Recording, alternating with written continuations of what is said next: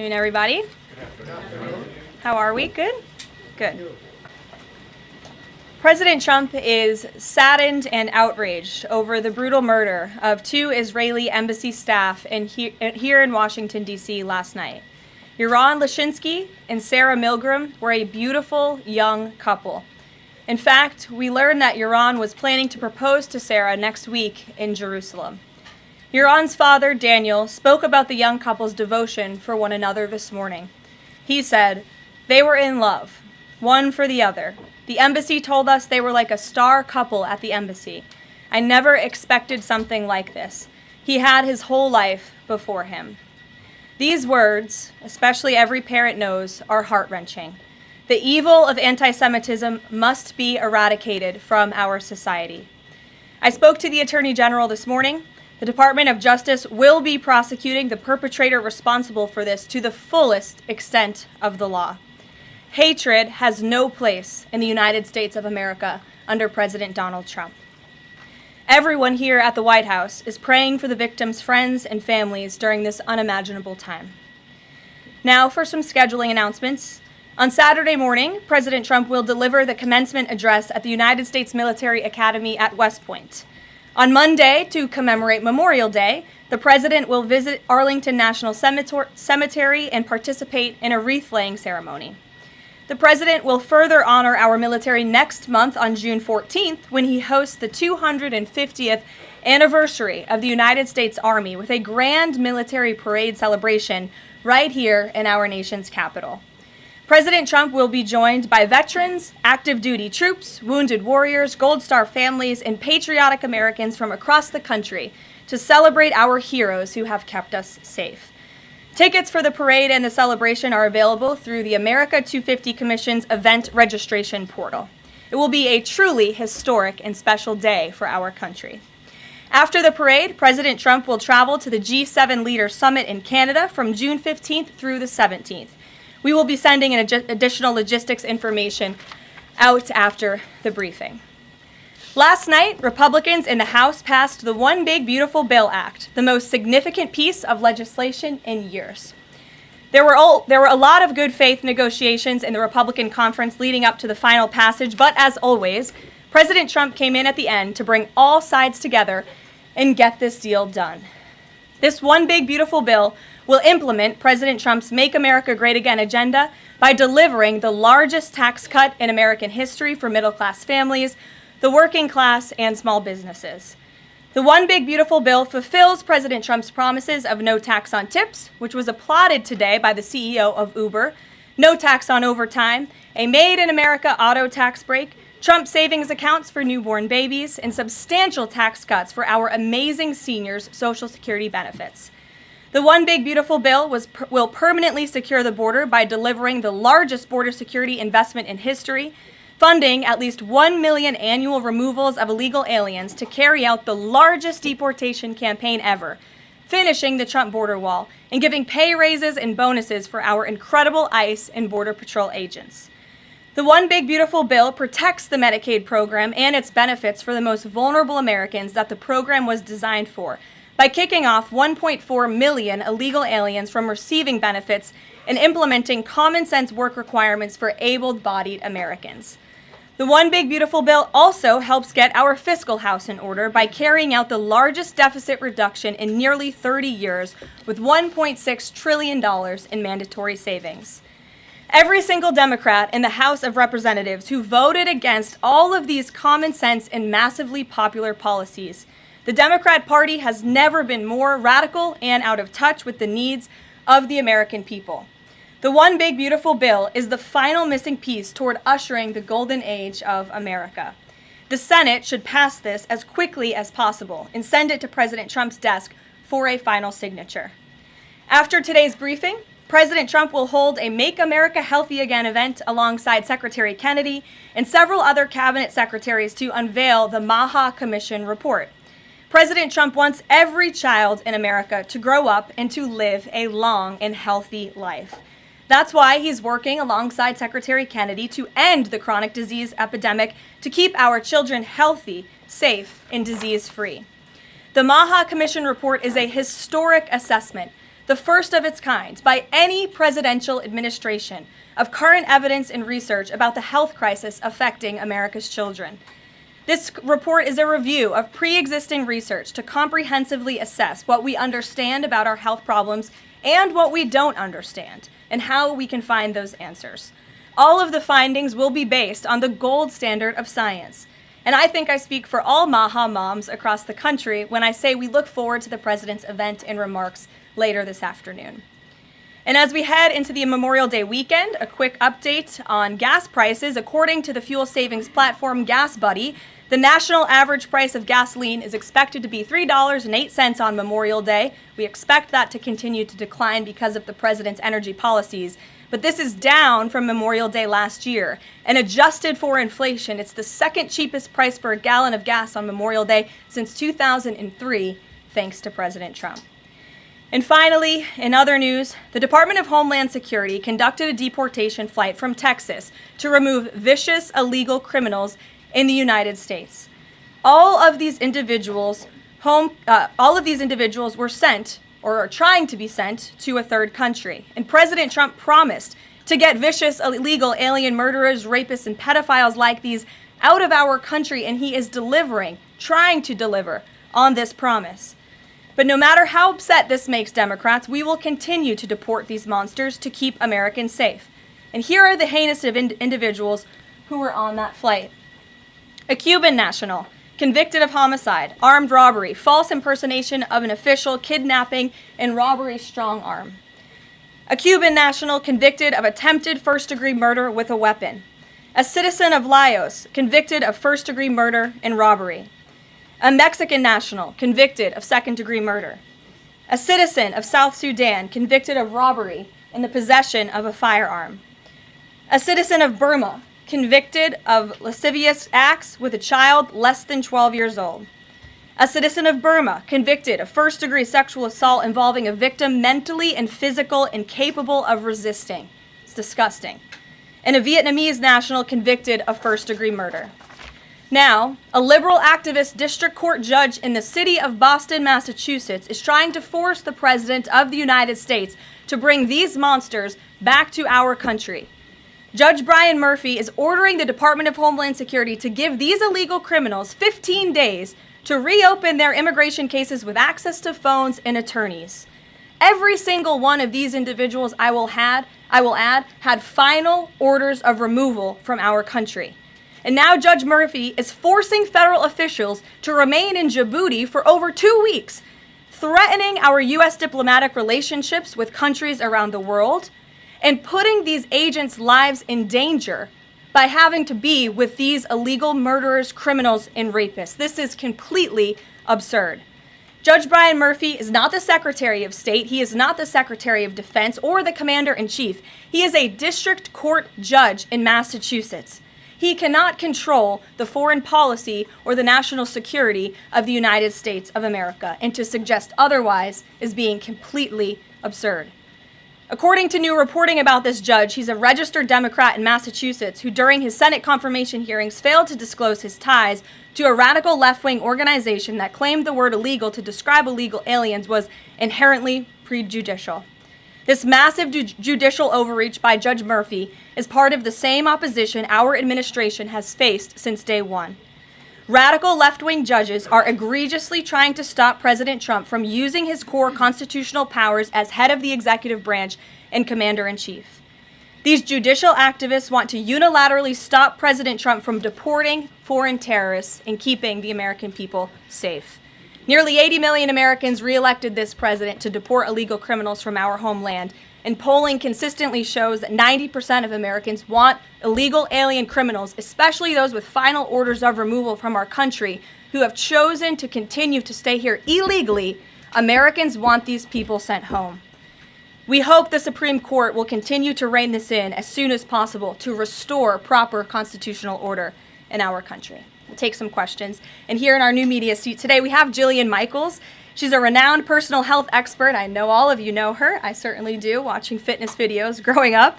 And a media powerhouse who continues to expand her reach with her podcast, Keeping It Real. Jillian, I know you're here today for the Make America Healthy Again event. We're proud to welcome you to the White House.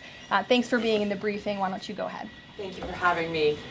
As a MAHA mom yourself, how do you interpret the significance of this report in terms of delivering measurable health improvements for Americans and their kids, and what specific actions does the administration plan to take in response to it? Sure. Well, thank you for the question. And again, thank you very much for being here. I would like to emphasize, we held a call earlier today with Secretary Kennedy, Secretary Rollins, Administrator Zeldin, and other officials at Health and Human Services to talk about the gravity of this report. When the president took office, he promised to make this country healthy again. And the president signed an executive order directing this commission. And now, less than 100 days later, the commission is delivering this report. It's another promise made and another promise kept. And the report identifies 4 major factors that are contributing to the rise in childhood chronic disease. Again, this is the first time the federal government has really recognized in a single report that we have a problem in our country. Our children are getting sicker, not healthier. This is not just a crisis, a health crisis, but it poses national security implications as well. And this administration is focused on ensuring we understand why.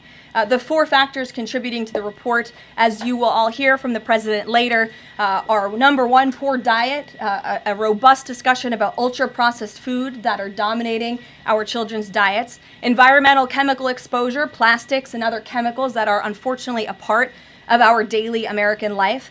It talks about the lack of physical activity and chronic stress, and how technology-driven lifestyles are contributing to the decline of our children's physical and mental health. And then lastly, the report touches on the over-medicalization that's taking place in our American society, nowhere else in the world, but just right here in the United States of America. And the report directs the entire administration to understand why these issues are happening and what public policy can the administration implement to ensure that we are fostering a more healthy country for our children. So I'll leave it at that and let the president and his team speak more about this historic report later. But this should be good news for everyone. I don't care what your politics are. We should all agree that we want our children to be healthy and safe, and we want our food supply to be healthy and safe. We have the best farmers and ranchers in the world right here in the United States of America, and we have the best workers in the world. We have the best people in the world, but unfortunately we have a health crisis that's been plaguing us for too long, and this report speaks to the heart of it. You're welcome. Thanks for being here. Garrett, go ahead. Caroline, you guys are very proud of your record on transparency. I have 2 transparency-related questions for you. Sure. On the president's dinner tonight, will the White House commit to making a list of the attendees public so people can see who's paying for that kind of access to the president? Well, as you know, Garrett, this question has been raised with the president. I have also addressed the dinner tonight. The president is attending it in his personal time. It is not a White House dinner. It's not taking place at the White House. Certainly, I can raise that question and try to get you an answer for it. Okay, and on the Qatari aircraft, the Air Force has said they're going to classify all the information about the work that has to get done to bring it up to snuff to be Air Force One.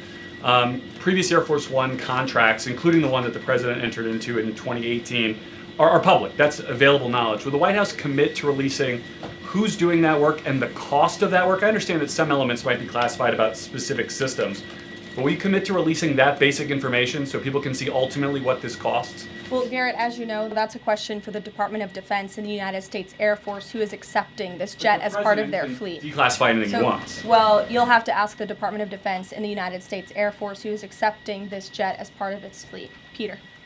The president can declassify anything that he wants.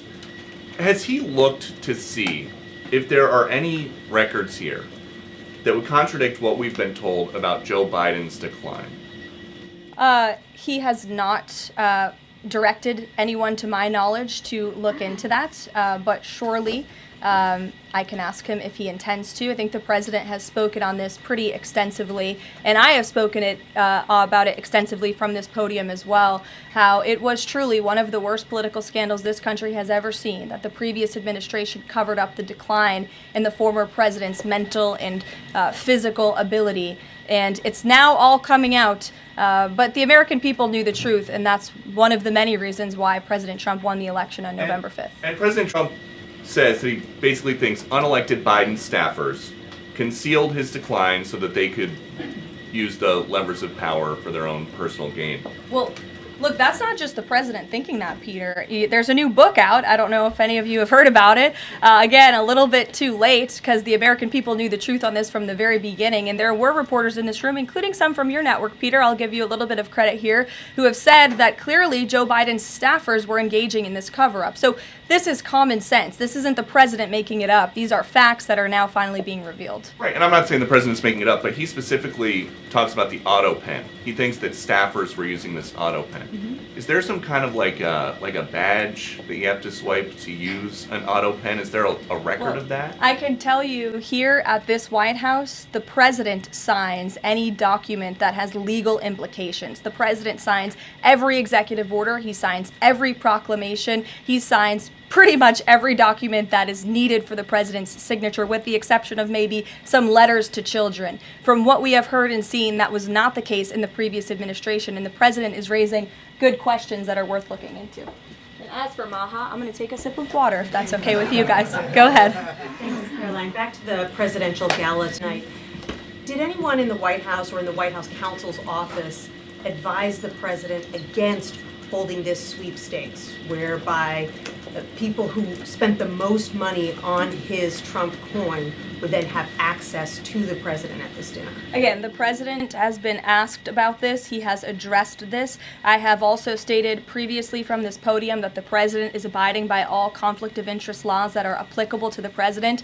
And I think everybody, the American public, believe it's absurd for anyone to insinuate that this president is profiting off of the presidency. This president was incredibly successful before giving it all up to serve our country publicly. And not only has he lost wealth, but he also almost lost his life. He has sacrificed a lot to be here, and to suggest otherwise is frankly completely absurd. Does the White House Libby, have go any ahead. concerns? Round of nuclear talks between Iran and the U.S. is going to take place on Friday in Rome. What is the president anticipating ahead of that? And if a deal doesn't come from that meeting, is he going to walk away? Well, I'm glad you brought up Iran because I do have an update. The president spoke to Prime Minister Benjamin Netanyahu today. They had a productive discussion. They discussed many things, including, of course, the tragic shooting that took place here in Washington, D.C. last night. But they also did talk about a potential deal with Iran, which the president believes is moving along in the right direction. And as the president told me, and he's told all of you, this deal with Iran could end in two ways. It could end in a very positive diplomatic solution, or it could end in a very negative situation for Iran. So that's why these talks are taking place later this week. Yamish, good to see you. Hi, good. Thanks for taking the question. Sure. The president showed a video that he said showed more than 1,000 burial sites of white South Africans that he said were murdered. We know that that was not true and that the video wasn't showing that. So I wonder, why did the president choose What's to show not that true, Yamish? it's not true that the video was showing a burial site? It is unsubstantiated that that's the case. No, it is true that that video showed the crosses It did that not show a represent. burial site, which is what the president claimed. The video showed images of crosses in South Africa about white farmers who have been killed and politically persecuted because of the color of their skin. The president And those claimed crosses that it are was showing a representing their burial lives. Those It crosses was are not. representing their lives in the fact that they are now dead and their My government question did is, nothing about it. if I could get Are to my you question. disputing that there's no... I'm disputing the fact that the video showed what the president claimed it showed, because it did not show that. But even more, what I'm asking you is, who at the No, White it did House show that. It who showed at white crosses representing people who have perished because the of White racial House persecution. verifies the videos that the president shows, and what protocols are in place when there's unsubstantiated information being put out for What- the world and world leaders to Yamish, show? what's unsubstantiated about the video? The video shows crosses that represent the dead bodies of people who were racially persecuted by their government. In fact, the Associated Press, of all places, has a picture of that very monument, and the caption from the Associated Press is, "Each cross marks a white farmer who has been killed in a farm murder." said that it So was it a is burial substantiated, site, but it's not not. just by that video and the physical evidence that everybody saw on display in the Oval Office, but also by another outlet in this room, the Associated Press. So you should take it up with them if you believe the claim is unsubstantiated, and that's a ridiculous line of questioning. John, go ahead. Go ahead, Thank John. you, Carolyn. The big beautiful bill now goes to the Senate. Does, yes. A lot of the Republican senators have promised amendments that will water this thing down dramatically. What is the president's level of tolerance for their amendments to water it down, and what will be the action taken for some of the amendments that the president does not want? Sure. Well, the One Big Beautiful Bill is named the One Big Beautiful Bill for a reason, because it is a one big beautiful bill that encompasses just about everything this president could want for the American public. It delivers on so many of his core campaign promises. So surely we want to see those campaign promises signed into law. And as the president put in his Truth Social post this morning, and as he said to me, we can celebrate this past the House for a couple of hours, but now it's time for the Senate to get to work. The president has a great relationship with Senate Majority Leader Thune, and of course so many friends on the Senate side of the Hill, and he's expecting them to get busy on this bill and send it to his desk as soon as possible. Phil. Thank you. Given that the president said the other day the SALT cap, we don't want to benefit Democratic governors. If the Senate was to reduce that SALT cap or make any type of changes, would he support that, or is this a situation where done is beautiful and he just wants to pass it? Well, look, it's a hypothetical question, obviously. Negotiations. Well, correct, and the bill passed, didn't it? So now it's off to the Senate where additional negotiations will take place, and we'll see how it goes. Michael. Thank you, Caroline. Two questions on the beautiful bill. One of the campaign promises from President Trump was no tax on Social Security. Now, due to congressional rules, that wasn't able to be included in this bill. How does the president plan to follow through on that campaign promise? Well, this bill did address taxes for our seniors. It actually allows them to take off significant money from their Social Security payments, get more money back, I should say, put more money in their pockets for various reasons. So this bill delivers on that promise. That's the view of the White House. Secondly, you had two Republicans last night that voted against this bill, Congressman Massey and Davidson. Does the president think that they should be primaried? I believe he does, and I don't think he likes to see grandstanders in Congress. What's the alternative? I would ask those members of Congress. Did they want to see a tax hike? Did they want to see our country go bankrupt? That's the alternative by them trying to vote no. And the president believes the Republican Party needs to be unified, and the vast majority of Republicans clearly are and are listening to the president. They are trusting in President Trump, as they should, because there's a reason he's sitting in this Oval Office. It's because he's the unequivocal leader of the Republican Party. Not just a president for Republicans, but all Americans. The president's approval rating is at an all-time high right now, and it's because he knows how to deliver. And Republicans like Thomas Massey and others should take note. Stephen. Thank you, Caroline. Building on the question about Social Security, the bill includes the president's promises to address taxes on tips and overtime. Could you say his feelings about the income cap? Is he satisfied where that landed? And also on a different matter, could you comment on the investigation that the Justice Department has into Andrew Cuomo? As for the first question, the president is clearly satisfied where the bill landed because it passed. Again, now it has to go to the Senate, so changes could certainly be made. As for your second question, I would defer you to the Department of Justice. Christian. Yeah, thanks, Caroline. Can you explain the decision to totally shake up FEMA leadership just a week before hurricane season? You'd have to ask the Department of Homeland Security in terms of leadership, but certainly the administration, and I know the National Security Council here at the White House is monitoring storms and natural disasters that are happening across the country at all times. We're briefed on those. The administration is briefed on those, and Secretary Noem is leading that effort for sure. Switching gears, Caroline. Yeah, just following up on Warren Davidson, I wanted to read you his quote that he posted online.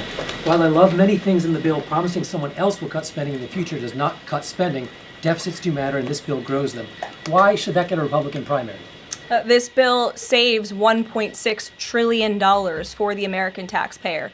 It saves more than any bill that has ever passed Capitol Hill has. In fact, by double. The next bill saved $800 billion. This bill saves $1.6 trillion. So this is a very good bill for the American people, the American taxpayer. And I believe, as an outlet put it with a headline this morning, it might have been Politico actually, they wrote that the American people are going to be flush with cash when this thing is signed into law. And that's a good thing for American taxpayers.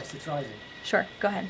Caroline, what is the president doing to win Senate passage by July 4th? And does that include work to eliminate carried interest and make business tax cuts permanent? Where is he on those issues? Well, look, this bill literally just passed the House of Representatives. So now our team is suiting up for discussions with the Senate side of Capitol Hill. The president again said this morning he hopes to see this bill at his desk as soon as possible, and he'll be engaged in the process to get it through the Senate, just like he was to get it through the House of Representatives. What kind of assurances did he give the Freedom Caucus members to to kind of ensure that this would get through last night was changes to Fannie Mae and Freddie Mac part of that equation, changes administratively to Medicaid as well? Well, I was in that meeting yesterday with the president and House Freedom Caucus, and he told them how he wants to be a cheerleader for them, a cheerleader for the Republican Party, and for the country. And Republicans faced a pivotal moment yesterday. They could have voted to bankrupt the country and increase taxes by $4 trillion, or they could vote for this one big, beautiful bill which cuts taxes and saves American taxpayers money. And he put that proposition before them, and clearly they heeded the call because the bill passed last night. Sure. Caroline, so on the Or this morning, rather. Every day is going into the next. Go ahead. The Netanyahu call. Just curious, the president raised the flow of aid into Gaza. Is he happy with where that situation is right now? Not to my knowledge, but I can certainly go back and check. And did you have any reaction to the Supreme Court's ruling about the religious charter school today, as well as Justice Coney Barrett's decision to recuse herself? We'll get you an answer on that case specifically. Sure. You mentioned the president has a good relationship with Leader Thune. Has he talked to him specifically about the plan to get this through the Senate? Does he plan, or is he going to reach out to Republicans who have voiced concerns? Not to my knowledge has he spoken to Leader Thune this morning.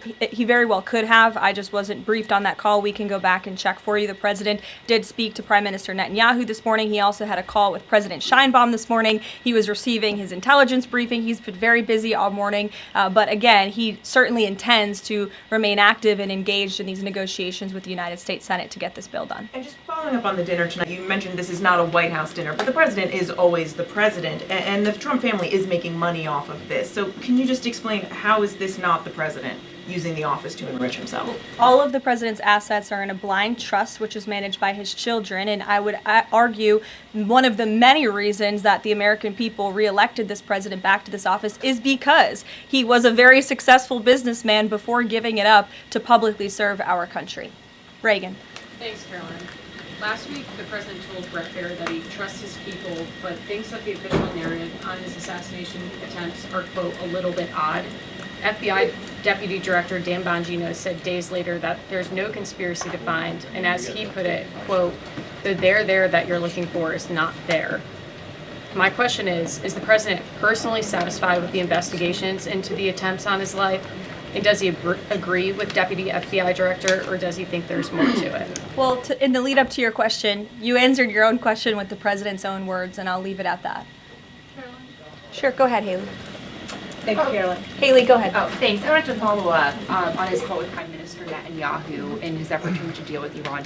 Does he feel like he has the Prime Minister's support in this effort at this point, or did the Prime Minister raise concerns to him in this conversation?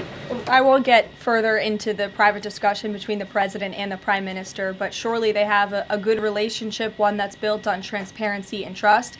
And the president has made it very clear to not just Prime Minister Netanyahu, but also the world, that he wants to see a deal with Iran struck if one can be struck. He does not want to have to take the latter option, the more severe and negative option. He wants to see a deal. The president is a deal maker, and he believes strongly in diplomacy, and he's made that clear to the prime minister, but also to all of you and, frankly, the rest of the world. Mary. Thank you, Caroline. Two questions, one on the terror attack last night and then another on the big, beautiful bill.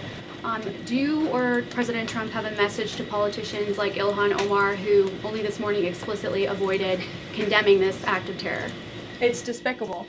And frankly, we have seen a rise in anti-Semitic protests, of pro-Hamas protests, of terrorist sympathizers. We saw them on our college campuses, and we've seen the Democrat Party turn a blind eye and in some cases actually embrace such anti-Semitic illegal behavior. And that's why this administration has done more than any administration in history to crack down on anti-Semitism. As you know, in January, when the president took office, he signed a new executive order to combat anti-Semitism. He created a commission focused on doing just that.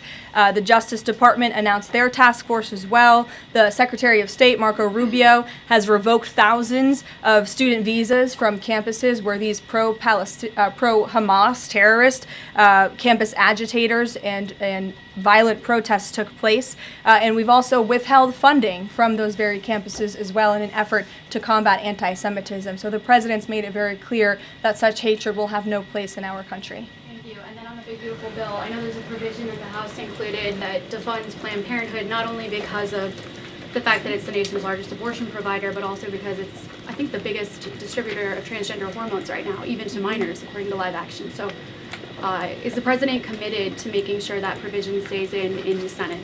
The president has maintained a very clear commitment to ensuring that this administration and the American people's tax dollars are not funding any institution. That includes hospital systems that are funding the chemical castration and mutilation of children. We're not going to tolerate taxpayer dollars going to such efforts.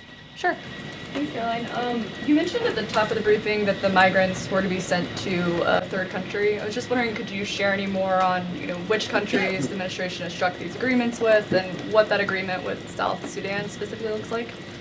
Well, first of all, I won't litigate foreign policy from the podium, but what I will reiterate is the absurdity of this ruling from a district court judge in Boston who is just creating new immigration laws out of thin air. This administration, let me be very clear, because there have been a lot of fake headlines about this deportation flight over the last 2 days. This administration has complied with all court orders.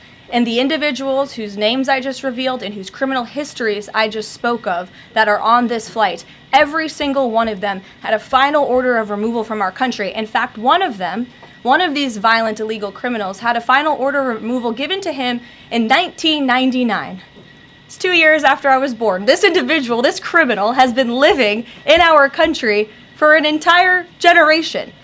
And now we have a district court judge who is trying to tell the president and the Secretary of State and the Secretary of Homeland Security that an illegal criminal murderer who's been hiding in the shadows in our country for nearly 30 years cannot be deported from United States soil. That not only is undermining our entire immigration system, but it is also undermining our diplomatic negotiations with countries around the world. How are countries on this earth supposed to trust the United States government in these good faith diplomatic negotiations when these countries accept these repatriation flights? How are they supposed to trust us if we have radical district court judges who are going to say, no, you can't do that? And now these illegal criminal murderers and rapists have to sit in Djibouti with our ICE agents who now have to sit there for more than 2 weeks without the proper resources. This judge is not only undermining our immigration system, undermining our foreign policy and our national security, but this judge is undermining the safety of the ICE agents who are putting their lives on the line to remove this list of illegal criminal terrorists. It's truly despicable what's happening in our court system, and the president and this administration hope that the Supreme Court will do what it needs to do to rein in these liberal activist judges. And the Supreme Court has already said it is well within the president's purview to dictate foreign policy, and a radical district court judge should not be getting in the way of that. We'll see you all later at the MAHA event. Thank you. Thanks, Caroline.